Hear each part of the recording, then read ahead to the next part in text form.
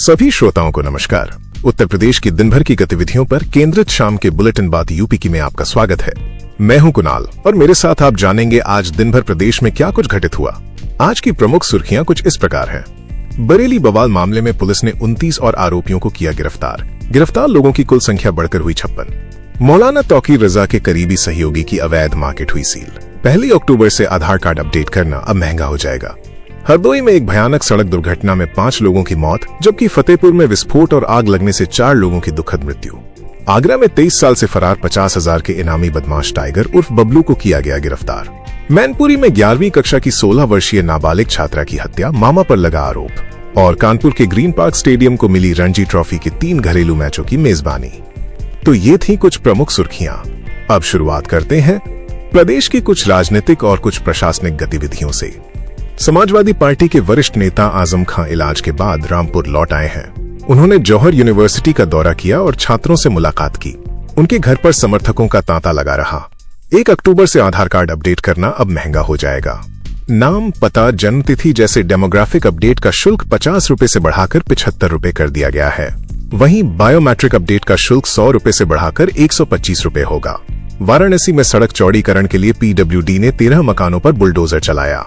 इनमें पद्मश्री ओलंपियन मोहम्मद शाहिद का मकान भी शामिल था।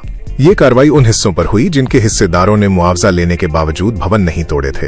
राजधानी लखनऊ की ग्रीन कॉरिडोर परियोजना में देरी हो रही है। निशादगंज से हनुमान सेतु तक बनने वाला ये कॉरिडोर स्मृति वाटिका चौराहे पर स्थित एक मंदिर के हिस्से को लेकर विवाद में फंस गया है, जिससे काम रुका हुआ है। काशी में बन रहे पब्लिक ट्रांसपोर्ट रोपवे का संचालन अब 2026 में शुरू होने की उम्मीद है। अधिकारियों के अनुसार 815.58 करोड़ रुपए की लागत वाला ये प्रोजेक्ट हाईटेक और सुरक्षित होगा।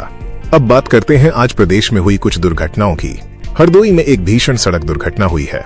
हरदोई बिलग्राम मार्ग पर एक पिकअप और बाइक की टक्कर में बाइक पर सवार 2 महिलाओं और 2 बच्चों समेत 5 लोगों की मौके पर ही मौत हो गई। फतेहपुर के रेवाड़ी खुर्द गांव में एक घर में विस्फोट होने से नूर मोहम्मद और उनकी 18 वर्षीय बेटी ताइबा की मौत हो गई।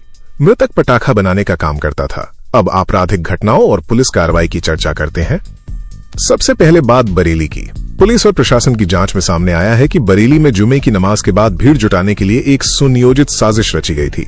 पुलिस ने बवाल के मुख्य साजिशकर्ताओं में से एक मौलाना तौकीर रजा की पार्टी आईएमसी के पूर्व जिलाध्यक्ष नदीम खान सहित कुल 29 और आरोपियों को गिरफ्तार किया है। इसके साथ ही अब तक कुल 56 लोग गिरफ्तार हो चुके हैं। नदीम खान के पास से पुलिसकर्मी से छीना गया एक वायरलेस हैंडसेट भी बरामद हुआ है। नदीम ने स्वीकार किया कि लोगों को व्हाट्सएप के माध्यम से संदेश भेजकर इकट्ठा होने को कहा गया था। आरोपी मौलाना तौकीर रजा खान फिलहाल जेल में है। उसका करीबी सहयोगी और आईएमसी के पूर्व प्रवक्ता डॉक्टर नफीस की नावल्टी चौराहे पर स्थित मार्केट को नगर निगम ने सील कर दिया है, क्योंकि ये नाले पर बनी हुई थी।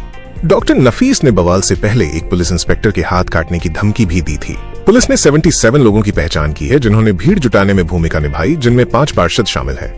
एक पार्षद अनीस सकलैनी को पहले ही गिरफ्तार किया जा चुका है। इस तनाव के बीच ऑल इंडिया मुस्लिम जमात के अध्यक्ष मौलाना शहाबुद्दीन रजवी बरेलवी और ईदगाह के इमाम मौलाना खालिद रशीद फरंगी महली ने मुसलमानों से सड़कों पर आई लव मोहम्मद लिखे पोस्टर और बैनर न लगाने की अपील की है। अब अपराध की अन्य खबरों की बात करें तो मैनपुरी के करहल में 11वीं की एक 16 वर्षीय छात्रा की गला दबाकर हत्या कर दी गई और शव को झाड़ियों में फेंक दिया गया। मृतका के भाई ने मामा के खिलाफ ही हत्या का केस दर्ज कराया है, जो घटना के बाद से फरार है। बदायूं में राजकीय मेडिकल कॉलेज में बीएससी नर्सिंग के छात्रों से मारपीट के आरोप में 6 जूनियर डॉक्टरों को शांति भंग के तहत गिरफ्तार किया गया, जिन्हें बाद में जमानत पर रिहा कर दिया गया। आगरा की डॉकी पुलिस ने अपहरण के मामले में 23 साल से फरार चल रहे निर्भय गुर्जर गैंग के 50,000 के इनामी बदमाश टाइगर उर्फ बबलू को गिरफ्तार कर लिया है। वो अपनी पहचान बदलकर गुजरात, पंजाब और कानपुर जैसे शहरों में रह रहा था। लखनऊ में स्कूटी में लात मारकर एक व्यक्ति की मौत का कारण बने बदमाश संजय का शव सीतापुर में मिला है। उनके शरीर पर चोट के निशान और घिसे हुए नाखून पाए गए हैं, जिससे हत्या की आशंका जताई जा रही है।